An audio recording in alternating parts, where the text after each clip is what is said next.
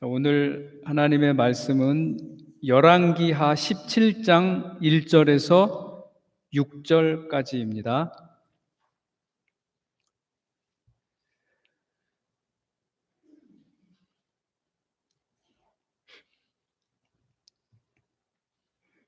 열왕기하 17장 1절에서 6절까지 우리 같이 또 교독하겠습니다.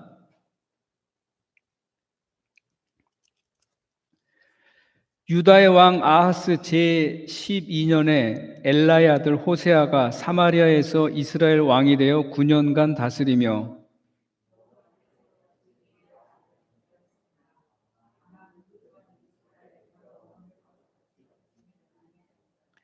아수르의 왕 살만에셀이 올라오니 호세아가 그에게 종이 되어 조공을 드리더니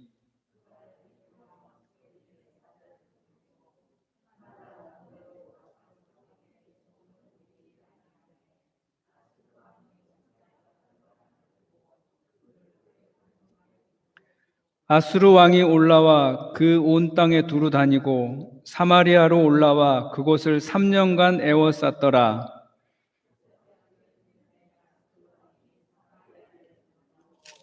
이스라엘 사람을 아수르로 끌어다가 고산 강가에 있는 할라와 하볼과 메대 사람의 여러 고을에 두었더라.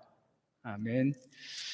일단 이거 17장 1절에서 6절까지를 잠깐 설명을 해드리면 열왕기하는 그 17장에서 이스라엘이, 그러니까 북쪽 이스라엘이 아수르에게 멸망하는 장면이 나오고, 그 다음 18장부터 마지막 장까지는 남쪽 유다가 바벨론에게 멸망하는 과정을 설명을 해주고 있습니다. 특별히 17장 1절에서 6절까지는 그 북이스라엘의 마지막 왕이 호세아입니다.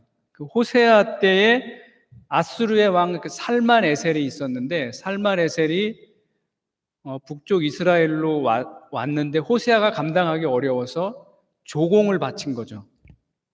종이 되어 조공을 바쳤는데, 이 호세아가 그 아수르에게 그 조공을 바치면서 한편으로 어떤 일을 했냐면, 그 애굽한테 이제 다시 이쪽에 붙어서 아수르를 칠 수 있을까라고 했었는데, 그것을 아수르 왕이 알아차리고 그 호세아를 감옥에 감은 다음에, 그 다음에 이제 아수르가 완전히 이스라엘을 점령을 해가지고 이스라엘 사람들을 사로잡아가지고 거기 보면 고산 강가에 있는 할라와 하볼과 메대 사람의 여러 고을에 두었더라. 그래서 이스라엘 사람들을 잡아서 아수르로 포로로 잡아가서 그 아수르에 다 둔 게 아니라 여러 군데 분산을 해서 그 이스라엘 사람들을 그 포로로 잡았다라고 하는 이야기가 오늘 저희가 읽은 그 본문 이야기입니다. 그래서 오늘도 마찬가지로 또 설명을 한번.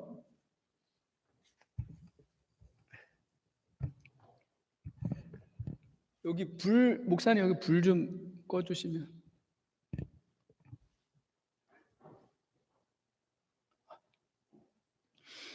예, 이게 목사님 그 뒤에 불 조금만 꺼주실래요? 여기 위에.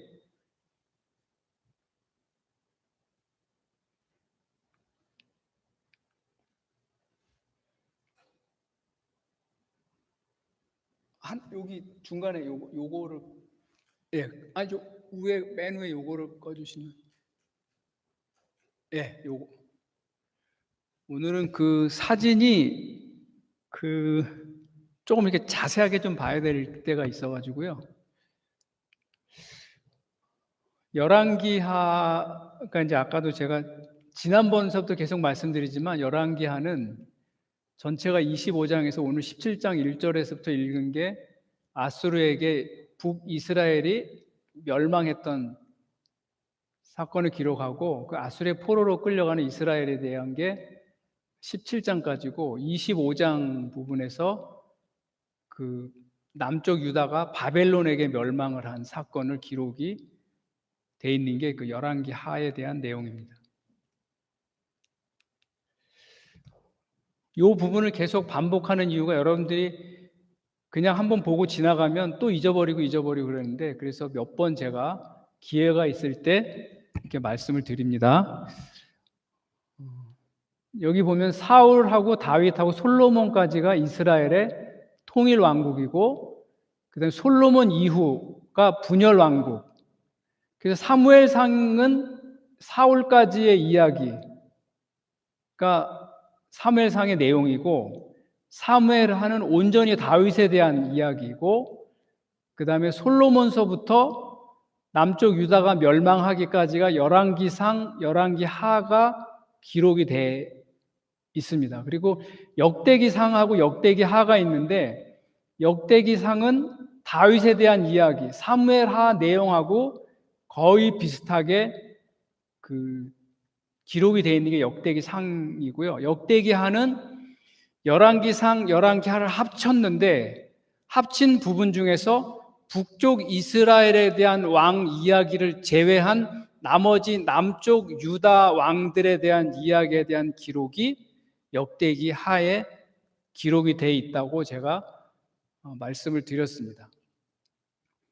그래서 이 열왕기상, 열왕기하에는 언제 기록이 됐냐면, 바벨론에게 멸망해서 바벨론에게 포로로 끌려가 있는 중에 요 열왕기상하가 기록이 돼 있고, 바벨론이 다시 나중에 바사에 의해서 멸망을 하는데, 그 바사로다가 끌려갔던 유대인들이 1차, 2차, 3차에 걸쳐서 이스라엘로 다시 돌아와서 열왕기상하의 내용을 다시 기록했는데, 그때는 북이스라엘의 나쁜 왕들에 대한 이야기는 다 빼버리고 이제는 우리가 하나님의 은혜만이 살 길이다, 은혜로 우리가 다시 돌아오게 되었다라고 해서 역대기하는 제사장이라든가 그 예배에 관한 부분들을 강조해서 기록을 했다라고 말씀을 드렸습니다. 그래서 열왕기상하는 신명기 신학, 잘못한 부분에 대해서는 과감하게 상벌을 주고, 역대기하는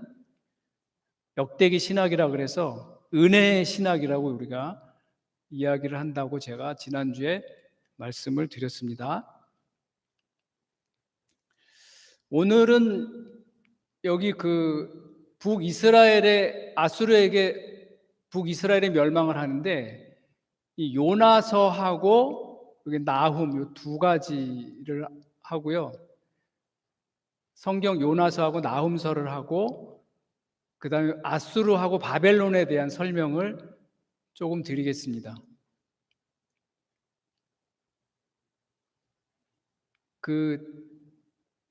이 요나서가 기록이 되어 있는 게 예후 왕조 요때 기록이 되는데, 요나서는 우리가 잘 아는 대로 요나가 하나님이 이제 니느웨에 가서 하나님의 말씀을 전하라고 그렇게 하잖아요. 여러분들이 아마 요나서는 우리가 너무 유명해서 잘 아시는데, 요나가 이제 니느웨로 가지 않고 다시스라고 하는 곳으로 가려고 욥바라고 하는 항에서 배를 타고 가다가 풍랑을 만나가지고 거기서 이제 바다에서 이제 던져짐을 당하죠. 제비뽑기에 의해서 이제 요나가, 그래서 거기서 물고기 뱃속에 들어가서 다시 이제 니느웨에 가고 하나님의 말씀을 전해서 니느웨에 있는 사람들이 하나님의 말씀을 받아들이고 회개했다. 그리고 막 사람들뿐만이 아니라 온 짐승까지도 다 그렇게 참회하는데 동참을 할 정도로다가,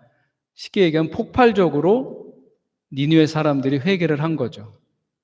그에 대한 이야기가 요나서고요. 이 나훔은 뭐냐면, 나훔은 이것도 아수르에 대한 이야기인데, 나훔은 3장으로 돼 있는데 아수르의 수도가 니느웨거든요.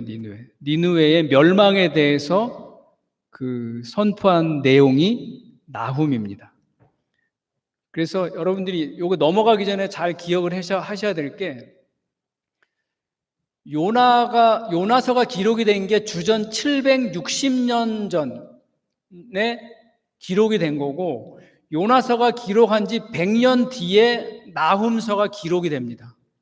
그러니까 요나서가 기록이 되고 쭉 내려오다가 요 나훔이 기록될 때까지의 100년 동안의 기간이 있었어요. 그러니까 요나에 의해서 그 아수르가 회개하고 그 멸망을 면하거든요. 근데 100년이 지나서 나중에 그 아수르가 바벨론에게 멸망을 하는데, 바벨론의 멸망을 하게 되는 내용이 기록된 게 이게 나훔서예요. 똑같이 그 아수르에 대한 내용인데, 그래서 이 차이를 여러분들이 오늘 조금 이해를 했으면 좋겠습니다.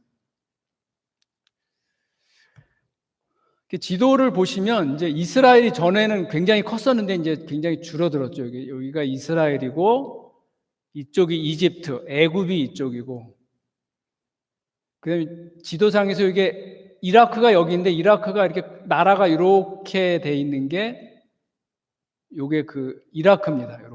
이렇게가 이라크고, 터키가 이렇게 있죠. 터키가 여기 아라랏산이 아르메니아하고 국경을 이루고 있는 데가 여기 아라랏산이 여기에 있고, 그 다음에 이제 이쪽에 그리스가 있죠. 그리스가 있고 이탈리아, 로마가 여기에 있습니다. 그래서 성경 중에서 이렇게 신약으로 다 이게 넘어가게 되면 사도 바울이 그 어디까지 전도 여행을 가냐면 이렇게 해가지고 이렇게 해서 로마까지 가서 전도를 하게 됩니다. 그리스에 여기 이제 마케도니아라고 있는데, 신약 성경에 마게도냐라고 나온 데가 여기 마케도니아고,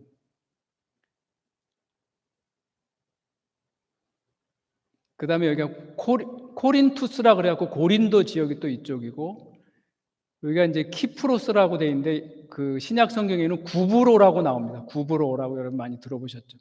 구브로가 여기 키프로스, 여기가 구브로고, 하여튼 사도 바울이 4차 전도 여행을 통해서 복음을 전하고 온 지역이 다 이쪽이고, 터키가 여기 있는데, 터키 서쪽 요 끝부분, 요 부분에 요한계시록에 나오는 그 소아시아 7교회가 이쪽에 다 몰려 있습니다.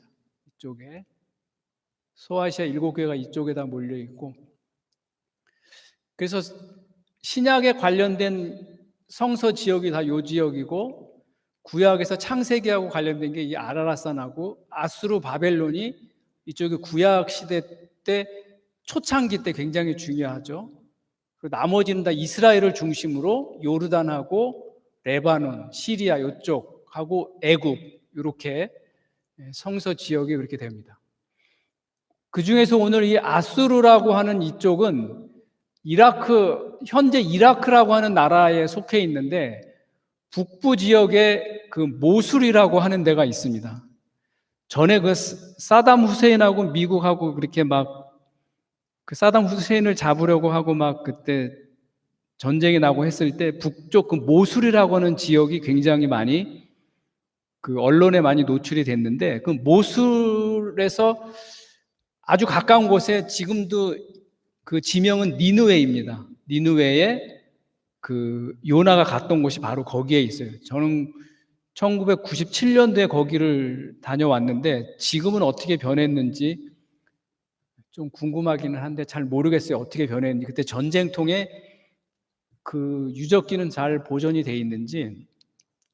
그리고 이쪽에 아수르도 그렇고 바벨론도 이렇게 가보면 그 고대 지역은 그 성이라고 하는 게 다 이렇게 돌을 다 모아놓고, 돌이 아닌 곳에는 이제 그 흙벽돌로다가 이렇게 만들어서 성을 쌓아놓은 게 시간이 지나고 막 3,000년, 4,000년 지나면 이게 다 무너지잖아요. 근데 다 무너져도 모래만 조금 파면 이렇게 돌 같은 것들이 많이 나옵니다. 근데 우리나라 같으면 굉장히 중요한 유적지는 정부에서 다 보호를 하는데, 이쪽에는 그런 게 안 미치니까 그 유적지 옆에 가보면 그쪽 주민들이 사는 집들이 돌로다가 이렇게 잘 이렇게 만들어 놓은 게 있어요. 그래서 물어보면 그 유적지에서 돌을 갖다가 자기 집을 짓고 그렇게 할 정도로다가 이쪽에는 그 유적지 보호가 잘 안 돼 있어요. 그냥 흔적만 이렇게 있고, 나머지 좋은 돌들은 다 동네 사람들이 집어다가 가서 자기 집 울타리를 만들거나 이럴 때 그거를 갖다 쓰고, 우리가 생각하면 진짜 저건 말도 안 되는 얘기인데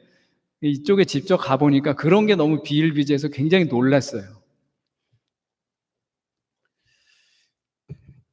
그리고 여기가 이제 바벨론, 이게 티그리스 강이 이렇게 흐르고 이쪽 유프라테스 강이 이렇게 흘러서 여기가 만나는 부분이, 여기서 메소포타미아 문명이, 인류 4대 문명 중에 하나 메소포타미아 문명, 여기가 이집트 문명, 중국의 황하 문명이 있고 인도의 인더스 문명 해가지고 이게 세계 제4대 문명인데, 이 바벨론을 중심으로 해가지고 메소포타미아 문명이 여기서 발생이 된 거죠. 아라랏산에서 노아의 후손들이 이 밑으로 내려와서 바벨론 쪽, 이쪽에 정착을 하면서 인류가 시작이 됐고, 그다음에 이쪽에서 이스라엘 쪽으로 이제 가나안 땅으로 계속 들어오면서 아브라함 때서부터 이게 들어오면서 이스라엘로 정착을 하게 된 거죠. 그래서 이스라엘에서 이미 하나님께서는 메시아를 탄생시키기 위해서 다 준비를 해 놓으신 거고, 아라랏 산에서부터 이렇게 내려와서 이쪽으로 다 이동이 된 겁니다.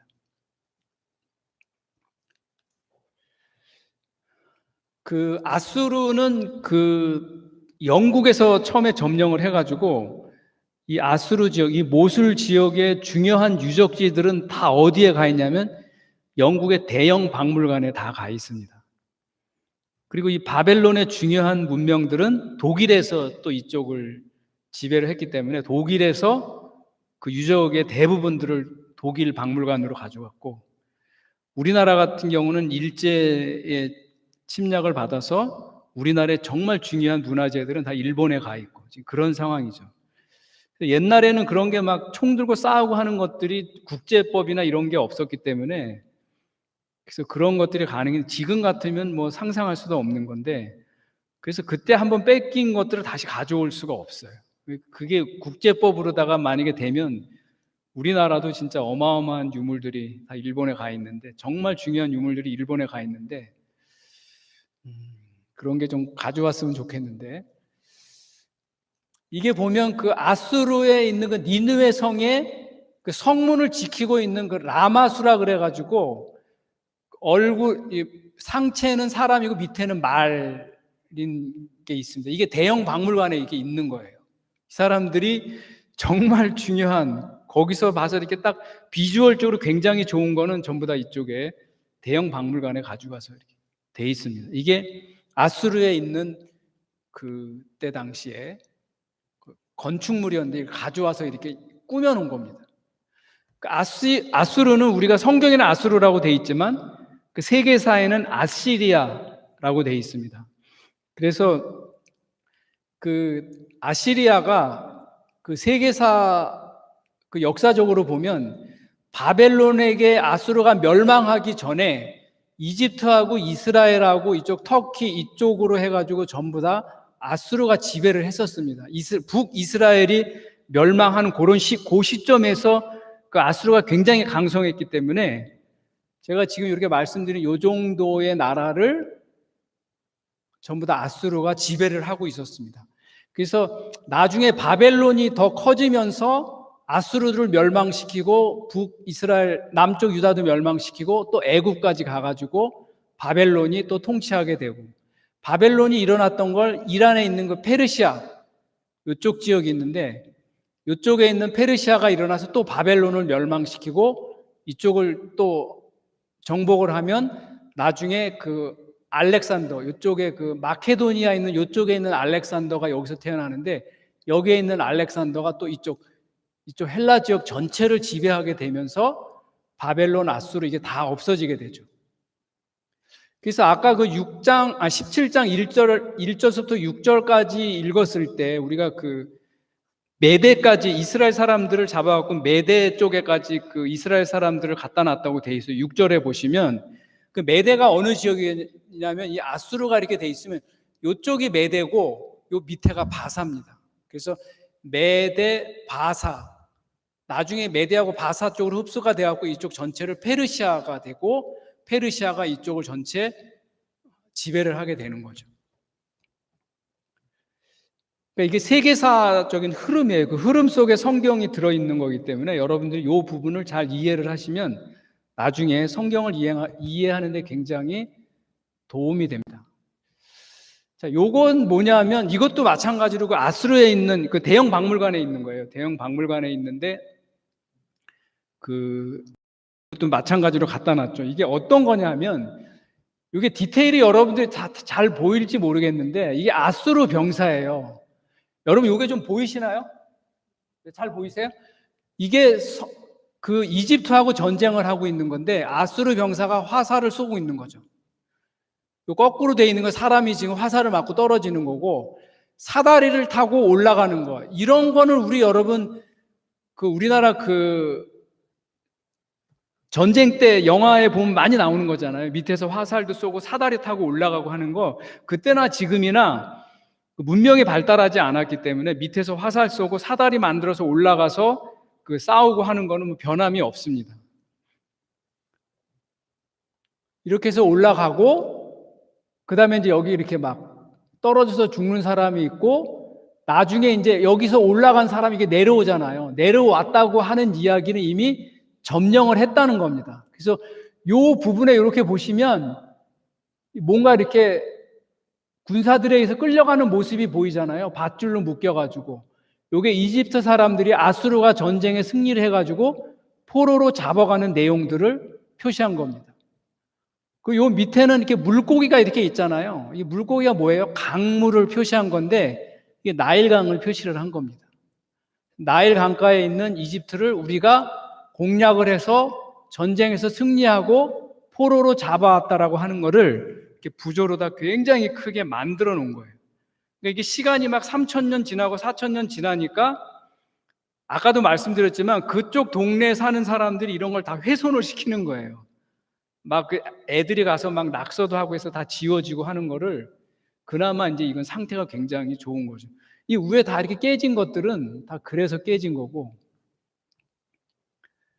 고고학적으로 이게 굉장히 중요한 거죠, 이게.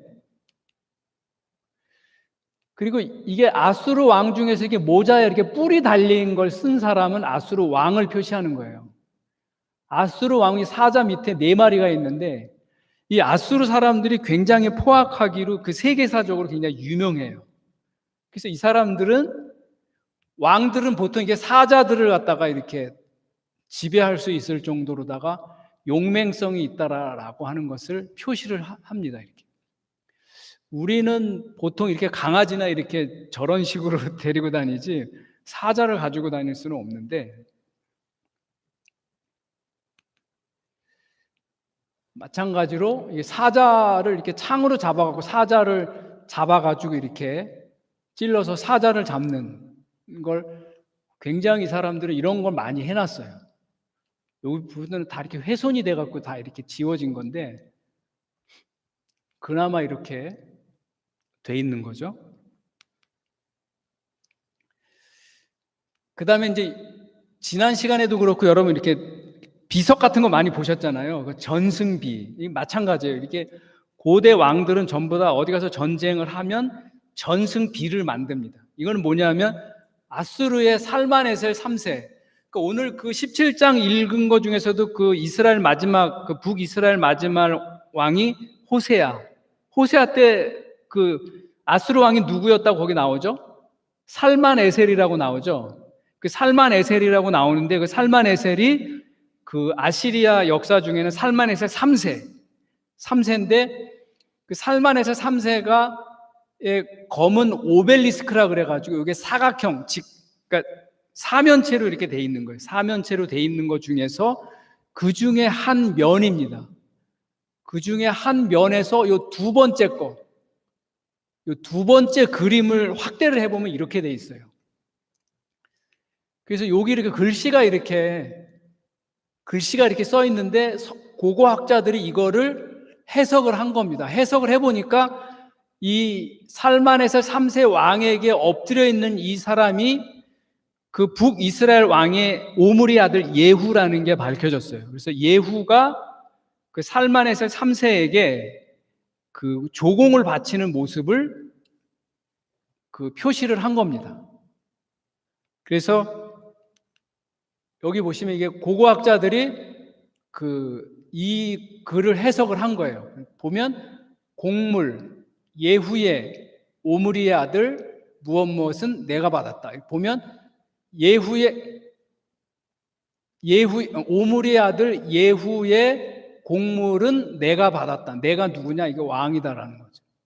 그래서 여기 엎드려 있는 사람을 예후, 그 이스라엘 그 예후 왕조의 그 예후라고 하는 게 나중에 이제 고고학적으로 이게 밝혀진 거죠.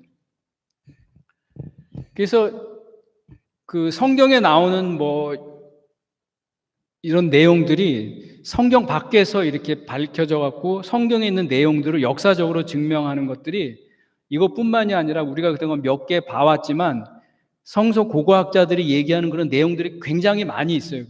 그 중에서 이제 제가 성경에 관련된 것만 찾아서 여러분들에게 말씀을 드리는 거고, 또 필요하면 또 그런 것들이 계속 나오는 대로 제가 한번 말씀드려 볼게요. 자, 그 다음에 이제 그 열왕기하 25장에서는 남쪽 유다가 그 바벨론에게 멸망하는 그 장면이 나오는데, 지난번에 우리 창세기 할 때 여러분 한번 보셨잖아요. 요게 그 이라크에 가보면 그 바벨론 왕궁으로 들어가는 그 정문입니다. 저도 여기를 갔었어요. 가보니까 굉장히, 와, 어떻게 저렇게, 이거는 사실 모조품이거든요. 이거는 여기에 이렇게 세워졌을 거다라고 생각을 한 겁니다. 그리고 지난번에 이제 다 보셨던 거지만 이쪽에는 바벨론 유적 발굴 당시 기록사진, 이거 독일에서 찍어놓은 사진입니다. 다 이게 모래밭에 이렇게 숨겨져 있던 걸 다 발굴을 해낸 거죠. 그래서 그게 독일의 그 베를린 페르가몬 박물관에, 여기도 마찬가지로 그 대형 박물관 모양 아예 거기 있는 거 다 가져온 거, 원본을 갖다가 다 이렇게 해서 만들어 놓은 거예요. 그때 그 유적 발굴을 해가지고 그거를 마차 600대분인가 해가지고 독일로 가져가가지고 이 박물관 안에다가 실물, 거기서 발굴된 유물을 갖다가 가지고 이걸 조립을 해놓은 거죠. 요즘 생각하면 저게 진짜 말도 안 되고 남의 거 가져간 건데 이렇게 해놓은 겁니다. 복원된 바빌론의 이슈타르문. 여기에 있는 이쪽 그 짐승이 그 바벨론을 지키는 수호신이거든요. 그걸 하나를 확대를 해보면 이렇게 그림으로 그린 게 아니라 이렇게 타일 같은 거로다가 이렇게 다 만들어가지고 다, 그 당시에 이걸 만들었던 기술들이 굉장히 뛰어난 거죠. 근데 이거 조각조각 다 돼 있는 걸 갖고 와서 이렇게 맞춘 사람도 진짜 대단한 것 같아요. 저게 저는 이제 고고학에 굉장히 관심이 많아가지고 고고학 관련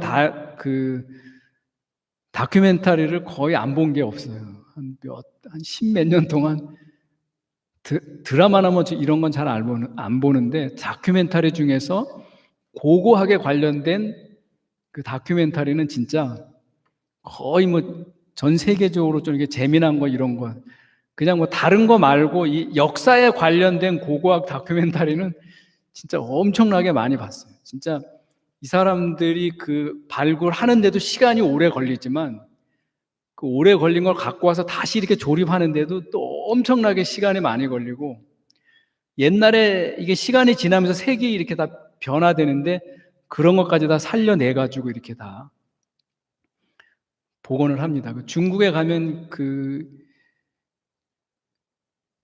진시황 무덤 있잖아요. 거기도 저는 갔다 왔었는데, 거기도 가보면 그 병마용이라고 여러분 아시죠? 그 사람 모양으로 돼 있는 걸 직접 가서 이렇게 막 만져보기도 하고 했는데,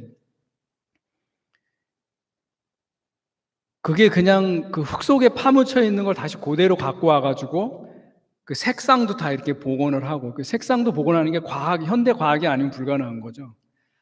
그렇게 해가지고, 그래서 그 사람들이 진열해 놓은 거는 잘된 것만 그 진열을 해 놓은 거고, 좀 이렇게 참 못 만드는 것도 있어요. 우리는 여러분들이 그 TV나 이런 데서 보면 굉장히 정교하게 만드는 것만 봤는데, 저는 직접 가서 그 전시하지 않은 이렇게 따로 쌓여져 있는 것, 되게 못생기고 이게 실패한 작품들도 굉장히 많이 있더라고요. 그런 것도 봤는데, 진짜 잘 만들어 놓은 건 진짜, 와, 진짜 어떻게 사람이 그 옛날에 저렇게 정교하게 저렇게 만들 수 있었을까 싶을 정도로다가, 고대 사람들의 그 지혜라고 하는 게 굉장히 그 뛰어났던 걸 알 수 있고, 이쪽 중국하고 뭐 이런 데뿐만이 아니라 우리나라 역사를 보시면 그 고조선 시대에 만들어졌던 청동 거울이 있어요. 청동 거울 뒤쪽에 비싼 무늬가 있는데 현대 과학으로 그걸 재현을 못할 정도로 정교하게 만들었습니다. 그 정도로다가 이 고대 사람들의 지혜는 이루 말할 수 없었던 것 같아요. 정말 굉장히 놀랍습니다. 이런 걸 보면서도 많이 감탄을 하게 되는데, 제가 잠깐 3000% 빠졌는데 용서해 주시기 바라고 다시 계속하겠습니다. 아마 그때는 이렇게 돼서 이 바벨론 사람들이 이렇게 들어갔을 거다라고 생각을 하고, 이쪽에 이제 중앙에 바벨탑이 느부갓네살이 여기다 만들었다라고 하는 것을 제가 그때 한번 말씀드렸죠. 그래서 지금은 가보면 이렇게 크지가 않은데 일부만 돼 있는데 그때 당시에는 규모가 한 이 정도 됐을 거다라고 생각을 하는 거죠. 이게 바벨탑을 지난번에 한번 말씀을 드렸고, 실제로 이렇게 돼 있습니다. 이게 위에 올라와 있는 거는 지난번에도 말씀드렸지만 이게 여기에 있는 게 아니라 원래 다 모래 밑에 파묻혀 있던 것을 밑에를 다 발굴을 하고 그 모양 그대로를 위에다가 모조품으로다 이렇게 만들어 놓은 겁니다.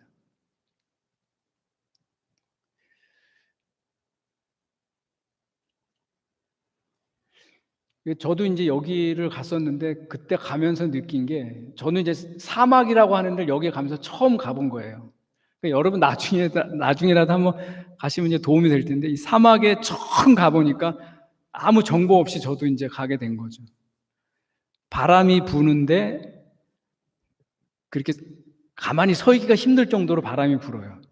왜냐하면 사막에 아무것도 없기 때문에 바람이 불어오면 그냥 직방으로다가 이렇게 바람을 맞게 되고, 그 다음에 습도가 2%밖에 되지 않습니다. 옆 사람하고 말을 하면 침이 순식간에 말라가지고 입이 쩍쩍 달라붙어요. 그래서 옆 사람하고 절대 얘기하기가 너무 힘들고, 물을 항상 우리는 옆에 차고 다녔어요. 왜냐하면 한 60도 되면 여기가 한 54도 정도, 54도에서 60도 정도 되는데 바람이 불고 막 그러면 이게 땀이 나는데 땀이 보이지는 않습니다. 왜냐하면 땀이 나면서 바로 증발을 해버리기 때문에. 그래서 나중에 보면 이렇게 이게 팔이나 이런 데 땀이 나는 쪽에 허해요. 이게 소금기가 껴가지고 땀은 보이지는 않습니다. 이게 느끼기에는 땀이 엄청 나는데 옆에서 이렇게 다른 사람들 보면 땀이 이렇게 맺혀 있는 게 없어요. 땀이 나오면서 다 증발하고, 나중에 보면 이마나 이게 땀이 많은 데서 이렇게 허옇게 이렇게 소금기가 이렇게 있을 정도로다가. 그러니까 여기 가가지고 이게 조금만 가만히 서 있어도 힘든데 여기를 이렇게 돌아다니고 하는데 진짜 이게 너무너무 힘들더라고요.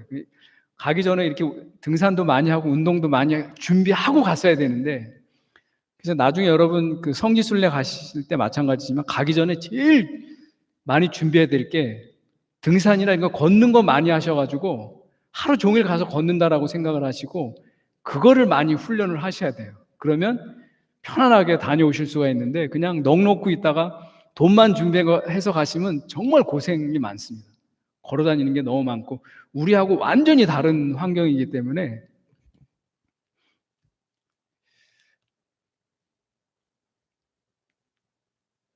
여기도 마찬가지로 그 안에 들어간 거죠. 그 다음에 이제 요나서. 요나서는 이제 4장까지 돼 있잖아요. 4장까지 도망가는 요나. 다시스로 도망가려고 했었고, 근데 중간에 풍랑을 만나서 요나가 이제 바다에 빠지게 되죠. 그때 물고기 속에서 기도하는 요나. 그래서 하나님이 다시 너 왜 그랬어? 다시 가야지. 그리고 다시 니느웨를 향하죠. 니느웨에 가서 이제 내가 너네 이스라엘에도 관심이 있지만 이방 사람들에게도 관심이 있다라고 하는 걸 하나님이 가르쳐 주시는 거죠. 그래서 하나님의 마음을 배우는 요나, 이렇게 4장으로 돼 있고, 요나의 입장에서는 이런데 하나님의 입장에서는 하나님이 사명을 주시고 기도하게 하시고 다시 사명을 주시고 나는 니느웨를 이스라엘뿐만이 아니라 니느웨 이방 민족도 사랑한다. 그래서 전체 주제가 뭐냐면 하나님은 이스라엘뿐 아니라 이방 민족도 구원하신다라고 하는 내용이 그 요나서의 내용입니다. 이게 기록된 게 약 760년. 그리고 아까 제가 말씀드린 요나서하고 나훔서를 할 거잖아요. 나훔서는 660년경에 기록이 되어 있습니다. 그래서 기록상으로 약 100년 정도 차이가 있어요. 그러니까 요나서는 니느웨가 회개하는 거고 나훔은 니느웨가 멸망하는 거예요. 그러니까 그 기간이 어느 정도 되냐면 100년 정도 됩니다. 그러니까 처음에는 요나가 갔을 때 니느웨 성 사람들이 회개하고 그때 아수르가 유지가 됐었는데 100년이 지난 다음에 다시 이 사람들이 그런 하나님의 은혜나 이런 걸 다 잊어버리고 다시 도루묵이 된 거죠. 그래서 아수르가 바벨론에게 멸망을 하게 됩니다. 그래서 요나서 4장 10절에서 11절에 여호와께서 이르시되 내가 수고도 아니하였고 재배도 아니하였고 하룻밤에 났다가 하룻밤에 말라버린 이 방 넝쿨을 아꼈거든 하물며 이 큰 성읍 니느웨에는 좌우를 분별하지 못하는 자가 12만여 명이요 가축도 많이 있나니 내가 어찌 아끼지 아니하겠느냐 하십니다. 이게 아주 중요한 요절 중에 하나죠. 요나서에서는. 그래서 아까 이 지도를 다시 보시면 이스라엘의 여기가 그 요빠 항구입니다. 요빠 항구인데 지금 현재 그 지명은 자파라고 돼 있어요. JAPPA 자파. 그 영어로 읽으면 자파고 우리 성경에는 요빠라고 돼 있고 이 요빠가 어느 곳에 있냐면 그 이스라엘의 수도가 지금 현재 텔아비브인데 텔아비브에서 그 바다 쪽으로 보면 그 항구가 그 요빠 항입니다. 그래서 다시스가 어디냐면 이쪽이에요. 여기 이렇게 조금 더 가면 이탈리아 요쪽 요만큼의 스페인이 있습니다.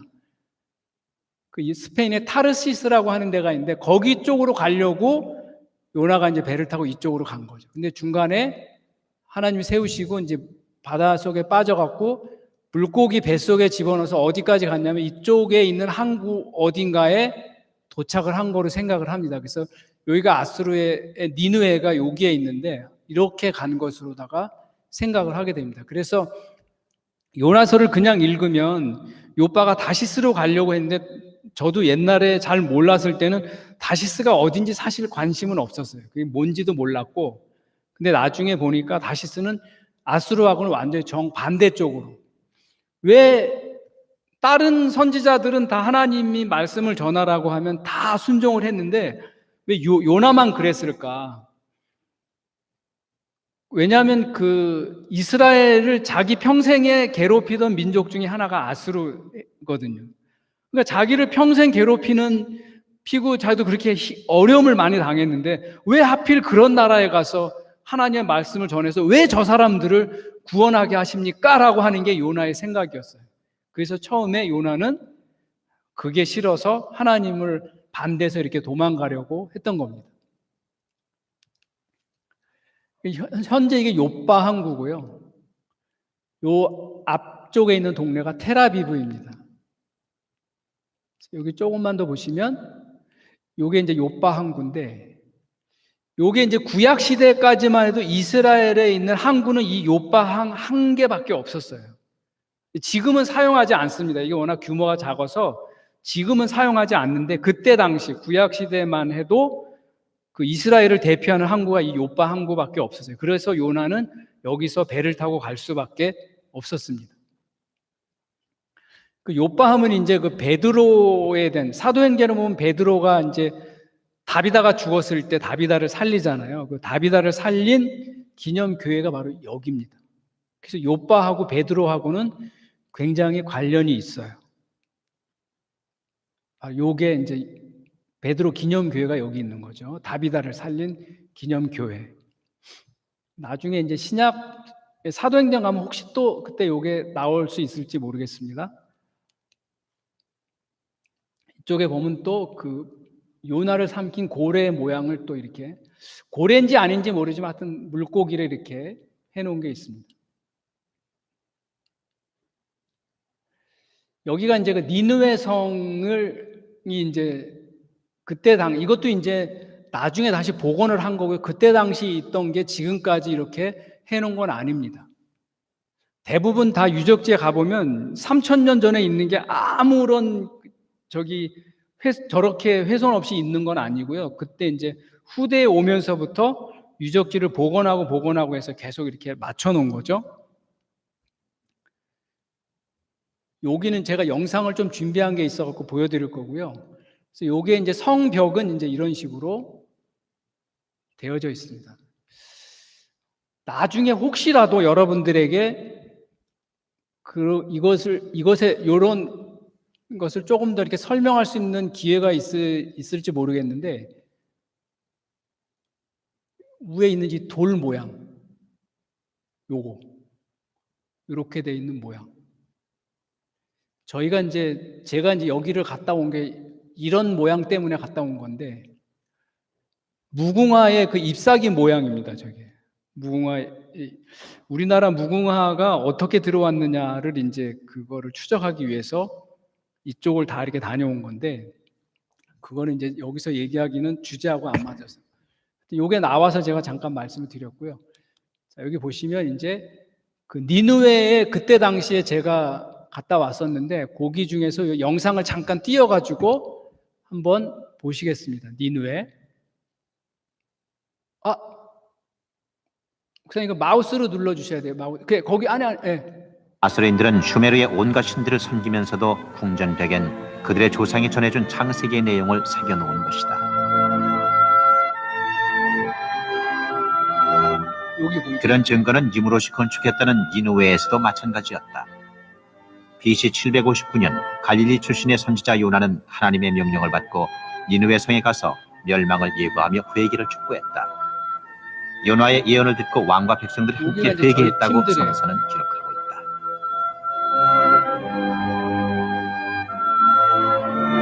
있다. 요나라는 성서 속의 인물을 이렇게 역사적 현장에서 만난다는 건 말로는 표현 못할 감흥이 젖게 했다.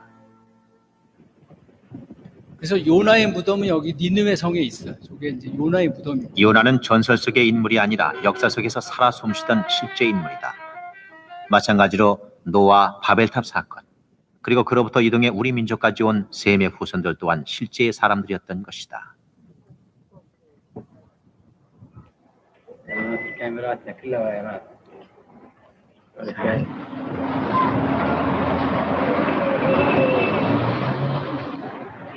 요나의 권고를 받아들인 니느웨 사람들의 신앙은 아직도 내려와 이 성 안에 있는 모슬적 인구의 25%가 시리아 정교회 기독교도들이다. 현재 이라크의 부통령과 이곳 국회의원도 기독교인으로 알려져 있다. 네, 여기까지만 볼게요. 요게 마지막 부분의 한 내용이 뭐냐면 그 요나의 무덤이 있거든요. 니느웨에 가면 그래서 이라크가 전부 다 이슬람 국가인데, 이 모술 지역에만 특이하게 시리아 정교회라 그래갖고 기독교를 믿는 사람들이 있어요. 그 사람들이 모술 지역에는 전체 인구의 25%가 시리아 정교회 기독교인입니다. 현재도. 그러니까 여러분들이 잘 아시다시피 이 모슬렘들은 자기 부모의 종교를 이어받는 거예요. 우리 부모가 회교면 자녀는 무조건 회교예요. 그럼 이제 이게 1대1에 3대 내려오는 게 아니라, 지금 현재 회교인 사람은 자기 조상이 회교이기 때문에 계속해서 이게 내려오는 건데, 유독히 이 모술 지역에 가보면 기독교 인구가 전체 25%나 될 정도로 다 굉장히 많습니다. 그러니까 요나가 그때 당시에 니느웨에 가서 하나님의 말씀을 전했을 때 그걸 믿고 하나님을 믿던 사람들이 그때서부터 지금까지 계속 이어져 내려왔다고 하는 것을 알 수가 있는 거죠. 굉장히 저게 중요한 사실이죠, 저게. 그래서 여기 나레이션에도 있겠지만 요나가 성경에만 있는 그냥 이야기 속에만 나오는 인물이 아니라 실제 역사 속에 나와 있었다라고 하는 내용이 바로 아까 좀 전에 봤던 그 영상의 내용입니다. 나훔서가 있습니다. 아까 요나서는 760년에 기록이 됐다고 그랬는데 이 나훔서는 660년, 그러니까 100년 차이가 있잖아요. 자, 100년이 지난 다음에 다시 하나님이 이제 뭐라고 하냐면 나훔을 통해서 니느웨의 멸망을 선포를 합니다. 1장에서 니느웨의 멸망을 선포하고 그다음에 멸망했을 때 어떤 모습으로다가 니느웨가 될 것이다라고 이제 예언하는 부분이 2장에 나오고 3장에는 니느웨를 심판할 때 하나님이 이러이러하기 때문에 니느웨가 멸망당한다라고 하는 니느웨 심판의 정당성에 대해서 3장이 이렇게 나옵니다. 그래서 전체적인 주제는 하나님은 열방을 공의로 다스리시고 악을 반드시 심판하신다.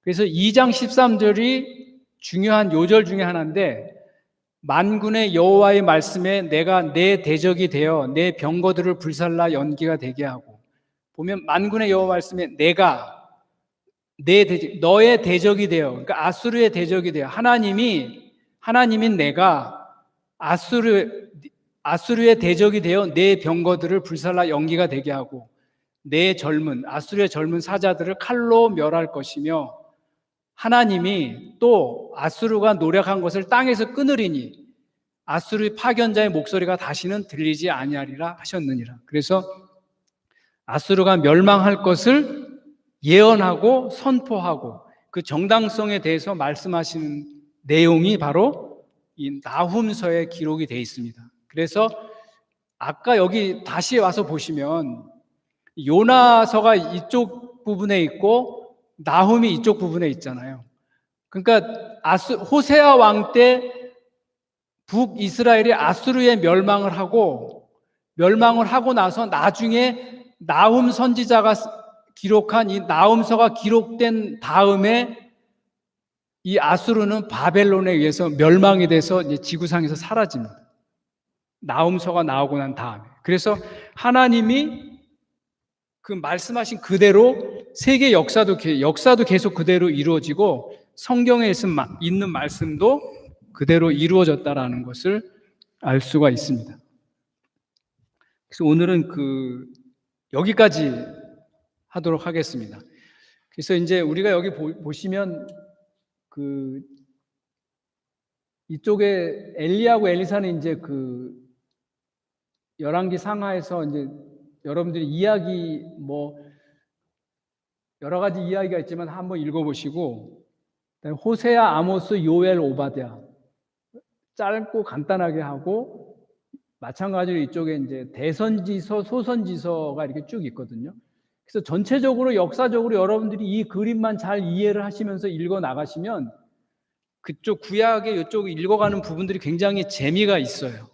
그래서 요 그림을 제가 자꾸 이렇게 말씀을 드리는 게 요 그림을 잘 이해를 하시면서 읽으시면 구약의 요 뒷부분에 갈수록 내용이 이렇게 막 크게 어렵고 막 이런 것에 너무 이렇게 빠지지 마시고요. 한번 여러분들이 이야기식으로라도 한번 이렇게 전체적으로 독파를 하시면 좋을 것 같습니다.